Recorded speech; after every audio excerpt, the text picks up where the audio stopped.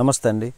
AP assembly సమావేశాలు రసవత్తరంగా సాగుతున్నాయి. శాసనసభను వైఎస్ఆర్ కాంగ్రెస్ పార్టీ బహిష్కరించడం అన్నది మంచి విధానం కాదు. ప్రతిపక్ష పార్టీగా ఉన్నటువంటి వైఎస్ఆర్ కాంగ్రెస్ పార్టీ శాసనసభకు సమావేశాలకు హాజరయ్యి ప్రజల పక్షాన శాసనసభ వేదికగా గలం విప్పి ప్రజలకు న్యాయం జరిగేలా అధికార పక్షాన్ని ప్రశ్నించాలి. అట్లా కాకుండా ప్రతిపక్షం లేనటువంటి శాసనసభ నడుస్తోంది ఇప్పుడు. అయితే ఆ లోటును కూడా కూటమి నేతలే భర్తీ చేస్తున్నారని చెప్పవచ్చు. గత 5 రోజులుగా జరుగుతున్నటువంటి పరిణామాలే ఇందుకు నిదర్శనంగా చెప్పవచ్చు. తాజాగా శాసనమండలి వాయిదాతో శనివారం 5వ రోజు శాసనసభ మాత్రమే నడుస్తోంది. అయితే 0 అవర్లో మంత్రుల తీరుపైన టీడీపీ ఎమ్మెల్యే కూన రవి విమర్శలకు దిగారు. అసెంబ్లీ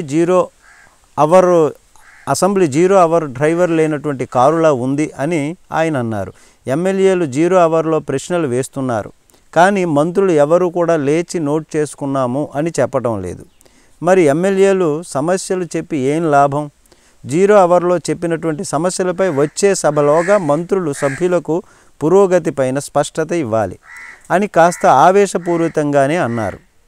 అయితే ఈ వ్యాఖ్యలపైన స్పీకరు అయ్యన్న పాత్రుడు స్పందించి సభ్యులు అడిగినటువంటి ప్రశ్నలకు మంత్రులు ఖచ్చితంగా రాసుకోవాలని ఆదేశించారు ఆయన. ఈ నేపథ్యంలో కూన రవి వ్యాఖ్యలపైన మంత్రి అచ్చెన్నాయుడు స్పందించారు. మంత్రులు ఎవరము పట్టించుకోవడం లేదనుకోకండి, ప్రతి ప్రశ్నకు కూడా సంబంధించినటువంటి మంత్రికి పంపమని చెప్పారు. దాని ప్రకారం మంత్రులు చర్యలు తీసుకుంటారు అంటూ బదులిచ్చారు ఆయన. అసెంబ్లీ బడ్జెట్ సమావేశాలు మొదలైనటువంటి నాటి నుంచే సభలో మునుపెన్నడూ చోటు చేసుకున్నటువంటి పరిణామాలు కనిపిస్తున్నాయి. స్పీకర్ అయ్యన్న పాత్రుడు బహిరంగంగానే కూటమి నేతలపైన, మంత్రులపై అసహనం, ఆగ్రహం వ్యక్తం చేశారు.